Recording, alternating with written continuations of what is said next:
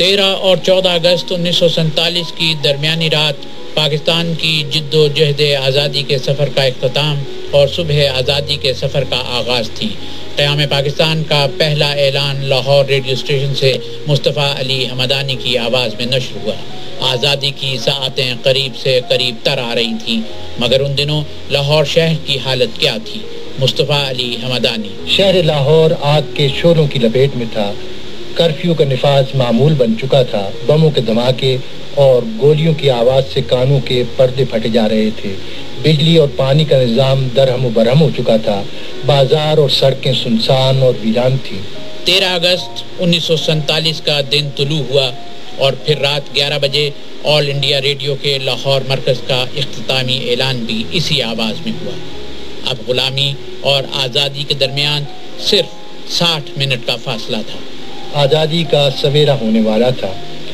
میں ریڈیو پاکستان کے پہلے اناؤنسر کی حیثیت سے اسٹوڈیو نمبر 5 میں پہنچ چکا تھا۔ نظریں دیوار پر لگی ہوئی گھڑی کی سوئیوں پر مرکوز تھیں، سگنیچر ٹیون بج رہی تھی۔ پھر یکایک اسٹوڈیو کی سرخ بتی روشن ہوئی۔ اسٹوڈیو کی سرخ بتی روشن ہوتے ہی گھڑی کی دونوں سوئیاں 12 کے ہندسے پر گلے ملی اور پاکستان کی آزاد فضا میں مصطفیٰ علی حمدانی کی آواز یوں گونجی: السلام علیکم، پاکستان براڈ کاسٹنگ سروس، ہم لاہور سے بول رہے ہیں۔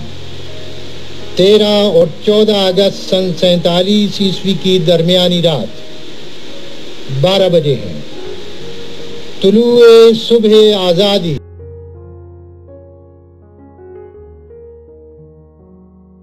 ایک جملہ جو پاکستان کے ساتھ جڑا ہے وہ ہے السلام علیکم پاکستان براڈ کاسٹنگ سروس۔ اس جملے کی آپ کی زندگی میں بہت اہمیت ہوگی، اور تصویر چونکہ آپ کے ساتھ پڑی ہے، اور میں نے پچھلے سال آپ کے ساتھ ایک مضمون بھی شیئر کیا تھا جو ISPR نے چھاپا تھا۔ مصطفیٰ علی حمدانی صاحب کے ساتھ جو آپ کا بیٹے اور باپ کا رشتہ تھا اس پہ آپ نے بہت بات کی، لیکن جب ریفرنس آتا ہے مصطفیٰ علی حمدانی صاحب کا تو ڈائریکٹلی پاکستان کا ریفرنس آ جاتا ہے۔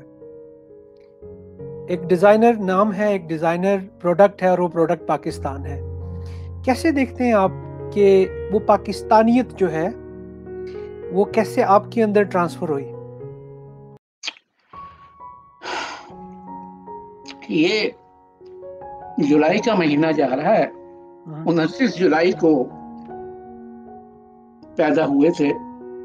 میرے آبا و اجداد ایران کے شہر ہمدان سے آئے تھے۔ والد میرے 35 میں ریڈیو میں آئے ہیں، جب شاید لوگوں کو ریڈیو کے اسپیلنگ بھی نہیں آتے تھے۔ آل انڈیا ریڈیو لاہور کا مرکز تھا۔ میں سمجھتا ہوں کہ اپنی خاندان میں پروردگار نے یہ خوش بختی، یہ خوش قسمتی میرے حصے میں لکھی تھی کہ میں ان کے قلم کا بھی امین شہر ہوں اور ان کے مائکرو فون کا بھی۔ جو تقدس، جو پاکیزگی اسٹوڈیو اور مائکرو فون کے لیے میں نے ان کی دیکھی، میں اس کا عشر اشیر بھی نہیں ہوں۔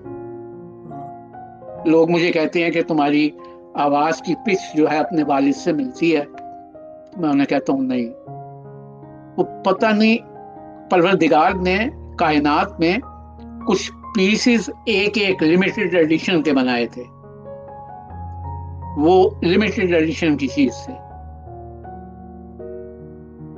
بہت کم لوگوں کو ان کی زندگی کے بہت سے پہلو علم ہی نہیں ہے۔ وہ بہت بڑے صحافی تھے، آج تک لوگوں کو نہیں پتا۔ میں نے لکھتا تو ہوں، لیکن اب پڑھائی کا کہاں رواج رہا۔ وہ مولانا ظفر علی خان کے ساتھ ذمہ دار میں کام کرتے تھے۔ انہوں نے اپنا ایک اخبار نکالا تھا لاہور سے، اس کا نام تھا سفینہ۔ وہ 7 زبانوں کے آدمی تھے، 7 زبانوں کے۔ ان کا فارسی کلام ایران میں شائع ہوا ہے، میرے ماموں کا بھی، رضا حمدانی صاحب کا بھی، اور میرے والد کا بھی۔ دیکھیے، ہم غریب بھی تھے، فقیر بھی تھے. میرے والد ساری حیات جس چارپائی پہ سوتے تھے اسی پہ بیٹھ کے لکھتے تھے، اسی پہ پڑھتے تھے. جتنی کتابیں وغیرہ انہوں نے لوگوں کے لیے لکھی، ترجمہ کیا، جو کچھ کیا، بس وہی چارپائی ان کی زندگی تھی. چھوٹا سا واقعہ 30 سیکنڈ میں آپ کو بتاتا ہوں کہ ایک آدمی کھڑکی کے پاس کھڑا آوازیں دے رہا تھا، مصطفیٰ صاحب، مصطفیٰ صاحب. کچھ 4 آوازیں اس نے دی. تو میری والدہ جنت مکانی نے کہا آغا جی آدمی آوازیں دے رہا ہے، آپ سن نہیں رہے؟ کہنے لگے کہ وہ تو مصطفیٰ کو بلا رہا ہے، میں تو مصطفیٰ ہوں. جس آدمی کا معیار یہ ہو، مجھے اچھی طرح خود یاد ہے کہ انڈیا سے لوگ خط لکھ کے تلفظ پوچھا کرتے تھے. مختار صدیقی ہمارے ادب کا بہت بڑا نام ہے، اتنا بڑا نام ہے کہ اب بڑے ناموں کی پہچان اور معیار یہ ہے کہ ان کا نام لوگوں کو یاد نہ ہو، انہیں یہ علم نہ ہو کہ وہ بڑا نام تھا. مختار صدیقی لاہور ریڈیو پہ اسکرپٹ ایڈیٹر تھے، اور وہ پاکستان ٹیلی ویژن کے پہلے مرکز لاہور جب شروع ہوا تو چونکہ سارے لوگ ریڈیو سے گئے تھے وہاں پہ، تو وہ ٹی وی کے بھی پہلے اسکرپٹ ایڈیٹر بنے. تو ایک آدمی کوئی تلفظ پوچھنے کے لیے ان کے پاس گیا ٹی وی، تو وہ کھڑے ہو گئے اور غصے میں انہوں نے کہا کہ میں جس آدمی سے تلفظ پوچھتا ہوں وہ تمہارے پاس ریڈیو میں ہے، مصطفیٰ علی ہمدانی، اور تم میرے پاس آئے ہو تلفظ پوچھنے کے لیے. بہت بہت اپنے کام کے دھنی آدمی تھے. آپ حیران ہوں گے 47 میں یہ اعلان ہوا ہے 13 اور 14 اگست 1947 کی درمیانی رات کو. اب تو ایسے محققین پیدا ہو چکے ہیں پچھلے 10-12 سال میں کہ انہوں نے ایک عذاب اٹھایا ہوا ہے کہ نہیں پاکستان 14 اگست کو نہیں بنا تھا، 15 اگست کو بنا. میں نے کہا یار معاف کرنا، یہ جس آدمی نے یہ کام کیا تھا نعوذ باللہ وہ فاتر العقل تو نہیں تھا. 47 میں یہ اعلان ہوا ہے اور 1973 تک نہ وزارت اطلاعات کو، نہ ریڈیو پاکستان کو، نہ حکومت پاکستان کو یہ توفیق ہوئی کہ وہ اس اعلان کو ریکارڈ کر لیں. بھئی یہ بندہ مر جائے گا، کیا کریں گے؟ 73 میں ایک سیریز شروع ہوئی سینٹرل پروڈکشن سے، تاریخ نشریات، جس میں 4-5 بڑے لوگوں کے انٹرویوز اوبیسیوری کے حساب سے بنا کے رکھے گئے، جس میں جوش صاحب تھے، صوفی غلام مصطفیٰ تبسم تھے، والد صاحب تھے.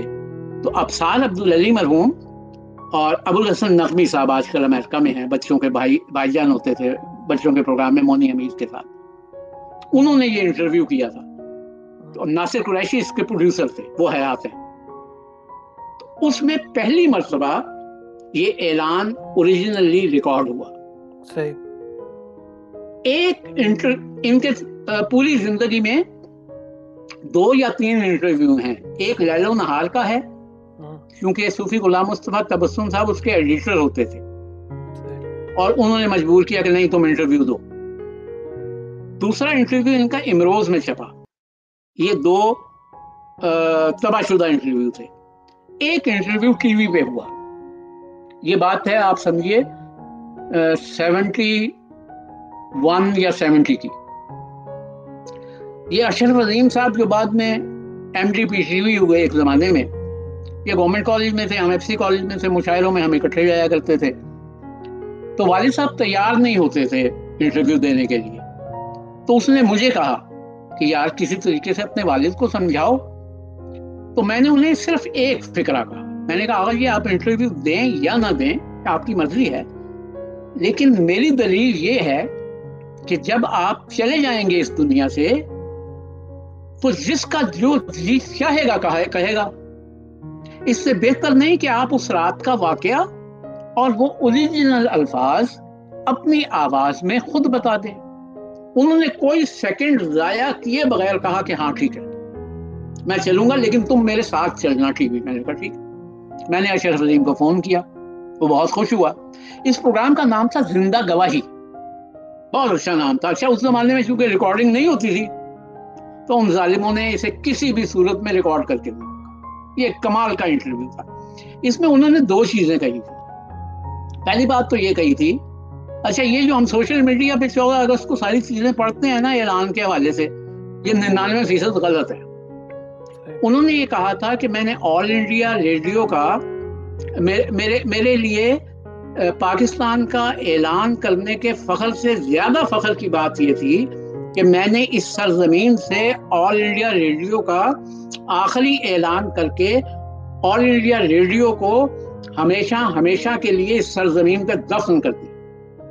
تو 11 بجے رات کو آخری اعلان ہوا آل انڈیا ریڈیو کے لاہور مرکز کا، اور اس کے بعد 1 گھنٹے کا گیپ تھا، اور رات کو 12 بجے انگلش میں، میرا خیال ہے ظہور حاضر صاحب ابھی زندہ ہیں، بہت بڑے بڑے مناصب پہ رہے وہ، انہوں نے انگلش میں کال سائن کیا جو براڈ کاسٹنگ میں ہوتا ہے۔ اس کے بعد سگنیچر ٹیون تو تھی نہیں، لیکن ایک سازینہ سا چھوٹا سا چلا، اور ایگزیکٹلی رات کو 12 بجے یہ اناؤنسمنٹ انہوں نے کی۔ میرے تو سینے پہ یہ لفظ سارے کے سارے لکھے ہوئے ہیں۔ آپ نے ماشاءاللہ بہت کم لوگوں میں سے ہیں جنہوں نے لفظ درست بولے ہیں، لیکن آج بھی نشریات کے لوگ بھی یہ کہتے ہیں، انہوں نے کہا تھا یہ ریڈیو پاکستان ہے، کسی نے کہا تھا براڈ کاسٹنگ کارپوریشن ہے، وہ جس کا جی کرتا۔ اس کی وجہ کیا ہے؟ اس کی وجہ یہ ہے کہ دیکھیے، جس چیز کی ڈاکومنٹائزیشن آپ نہیں کریں گے اس کا یہی حال ہوگا بعد میں، جس کا جو چیز آئے گا وہ کہتا رہے گا۔ اللہ طارق عزیز کو جنت نصیب کرے، یہ واحد آدمی تھا جس نے ایک انٹرویو میں تو یہ کہا کہ استاد علی ہمدانی صاحب میرے استاد تھے، اور دوسرا وہ ہر دوسرے تیسرے نیلام گھر میں یہ سوال کیا کرتا تھا۔ لوگوں نے اس کے باوجود کہ والد مرحوم نے یہ اعلان اپنی آواز میں بولا، سب کچھ کیا، اب کئی برسوں سے یہ جھگڑا چل رہا ہے کہ نہیں اعلان تو ظہور حاضر صاحب نے کیا تھا، مصطفیٰ علی ہمدانی نے نہیں کیا تھا۔ تو میں لوگوں کو کہتا ہوں کہ اچھا یار، ہمدانی صاحب تو وہاں چلے گئے جہاں سے جانا ہے، ظہور حاضر صاحب بھی وہیں چلے جائیں گے، اگر وہ حیات ہیں تو فیصلہ تو وہاں بھی ہو ہی جائے گا۔ انہیں کوئی تمغہ بصالت، کوئی تمغہ جرت، کوئی فلاں تمغہ تو ملا نہیں تھا جو ہمیں یہ ڈر ہوگا کہ ہمارے بعد سے یہ اعزاز لے لیں گے جو تمغہ بھی لے جائیں گے۔ تمغہ تو دیکھیے ان لوگوں کے لیے نہیں ہوتے ہمارے ہاں جو کام کرتے ہیں، تمغے کا تو معیار بالکل ایک الگ ہوتا ہے۔ لیکن بہرحال ان کی زندگی کے چند اور بہت بڑے اعلانات تھے، مثلا قائد اعظم علیہ الرحمہ کی رحلت کا اعلان انہوں نے کیا، اور وہ یہاں سے شروع کیا کہ جب احمد مرسل نہ رہے کون رہے گا۔ اس کے بعد ممدوتوں کی جب ختم ہوئی ہے حکومت تو اس کا اعلان بھی انہوں نے کیا، لیکن بڑے اعلانات میں سے ایک اعلان ان کا 65 کی وار کے دوران جب چھاتا بردار فوج اتری تھی تو اس وقت کا اعلان تھا۔ پھر لاہور کی خبریں وہ پڑھا کرتے تھے، پنجابی کی خبریں بھی انہوں نے پڑھی۔ کیا بات ہے! یعنی ایک ہمہ صفت موصوف قسم کے آدمی تھے۔ آپ یقین کیجیے، میں کسی تردد کے بغیر کہہ رہا ہوں، میری ذات کے اندر شاید میرے والد 5% ہوں گے بڑی مشکل سے، 95% نہیں ہے۔ مجھے علم ہوتا تو میں آپ کو ان کی تحریر دکھاتا کہ کہیں پڑی ہوئی ہے یوٹیوب وغیرہ پہ، لوگ پہچان نہیں سکتے کہ یہ پرنٹ ہوا ہے یا لکھا ہوا ہے۔ 6 فٹ کے قریب ان کا قد تھا، گولڈن بال تھے، سرخ رنگ تھا۔ ہم تو ٹھگنے ہیں ان کے سامنے، بالکل ہمارے پورے خاندان میں کوئی آدمی اس قد کاٹ کا نہیں رہا۔ تو جتنا ظاہری قد تھا اتنا ہی ان کا علمی قد تھا، اتنا ہی ان کا نشریاتی قد تھا۔ محبت بہت کمائی انہوں نے لوگوں سے۔ کبھی کبھی میں نے انہیں یہ بھی دیکھا کہ وہ جوتے اتار کے اسٹوڈیو میں جایا کرتے تھے۔ ایک دفعہ پوچھا ان سے تو انہوں نے کہا کہ یہ رزق کی جگہ ہے، اللہ یہاں رزق دیتا ہے۔ ایسے ہی ہے، بالکل ایسے ہی ہے، بالکل ایسے ہی ہے۔ مائکرو فون پہ 1 منٹ کی اناؤنسمنٹ بھی لکھ کے کرتے تھے۔ تو ایک دفعہ میں نے کہا آغا جی ساری زندگی آپ نے یہی کام کیا، میں دیکھیے آدھے گھنٹے کا پروگرام ایڈ لب کرتا ہوں بغیر لکھے. کہنے لگے یہ تمہارا دور ہے، لیکن یاد رکھنا مائکرو فون کسی کا دوست نہیں ہوا کرتا، ایسے ہی ایک دن دھوکہ دے دیتا ہے. ایسے ہی بالکل ایسے ہی. اچھا، ایک چیز انہوں نے ایجاد کی تھی، پھر لوگوں کو نہیں پتا ہے اس بات کا. وہ اتنے صفحے پہ لکھتے تھے، بس 4 انگل کے چوڑے. میں نے ایک دفعہ پوچھا، میں نے کہا اتنا بڑا A4 سائز کا صفحہ اور آپ یہ 4 انگل کی جگہ لکھتے ہیں؟ تو انہوں نے کہا کہ یہ مائکرو فون ہے، یہ آنکھیں ہیں، یہ صفحہ ہے. تو جب میں مائکرو فون کو فیس کر کے پڑھ رہا ہوں تو اگر میں یوں پورے صفحے پہ جاؤں گا تو میری آواز ادھر سے ادھر مائنس ہوگی، کسی کو پتہ چلے یا نہ چلے. اس لیے میں اتنا ہی لکھتا ہوں چوڑا جتنا میری آنکھ کا زاویہ ہے. ایسے ہی. تو یہ سائنٹیفک چیز تھی جو انہوں نے خود ایجاد کی تھی. مجھے فخر ہے، بالکل اپنے باپ پہ فخر ہے، ہونا بھی چاہیے، ہر آدمی کو اپنے باپ پہ فخر ہوتا ہے. لیکن کبھی کبھی یہ افسوس ضرور ہوتا ہے، اس لیے کہ ہم انسان ہیں، ہمارے انسانی ہی جذبات ہیں سارے کے سارے، کہ نہ تو ریڈیو پاکستان کے ادارے کو ایسی کوئی توفیق ہوئی کہ ایسے لوگوں کی کوئی یادگار بنائی جاتی. میں صرف اپنے باپ کی بات نہیں کر رہا، میں پچھلے دنوں میں یہ تحریک چلا بھی چکا ہوں کہ پشاور ریڈیو اسٹیشن اور لاہور ریڈیو اسٹیشن انہیں قومی ورثہ قرار دینا چاہیے، نیشنل ہیریٹیج. اس میں کوئی پیسہ نہیں لگتا، کوئی نیشنل اسمبلی کی قرارداد منظور نہیں ہونی. وزارت اطلاعات نے ایک نوٹیفیکیشن جاری کرنا ہے کہ کل سے ریڈیو پاکستان لاہور اور ریڈیو پاکستان پشاور کے ساتھ قومی ورثے کا ادارے کا لفظ لکھا جائے. ہم خود اس اعزاز کو ادارہ کیش نہیں کر پایا. آپ حیران ہوں گے میری اس بات پہ کہ ٹیلی ویژن پچھلے چند سال سے رات کو 12 بجے نشریات روک کے ایک ریڈیو کی تصویر دکھا کے، ہمدانی صاحب کی تصویر دکھا کے یہ اعلان چلاتا ہے.